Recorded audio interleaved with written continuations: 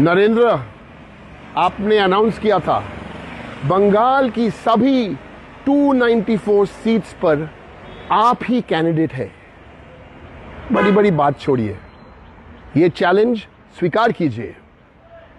4 मई को जब ममता बनर्जी और टीएमसी बंगाल जीतेंगे, प्रधानमंत्री पद से रेजिग्नेशन दीजिए। क्यों हिला डाला ना? देश देख रहा है एक अकेला कितनों को भारी पड़ रहा है, एक अकेला कितनों को भारी पड़ रहा है। नमस्कार मित्रों, जुओ आ टीएमसी पार्टी नेता नरेंद्र मोदी केवी रीते अपमान करतो हतो। आ चूंटणी रिजल्ट आव्या पहला कि भाई पश्चिम बंगाळनी बधी सीटों पर 293 सीटों पर नरेंद्र मोदी उम्मीदवार है। हाँ भाई, नरेंद्र मोदी उम्मीदवार हतो अने जीती गया। लो હવે તમે શું કરશો? રાજીનામું મોદીને નહોતું આપવાનું, રાજીનામું હવે તમારે આપી દો અને તમે ટીએમસીવાળા બધા ઘેર જતા રહો, ખરું ને?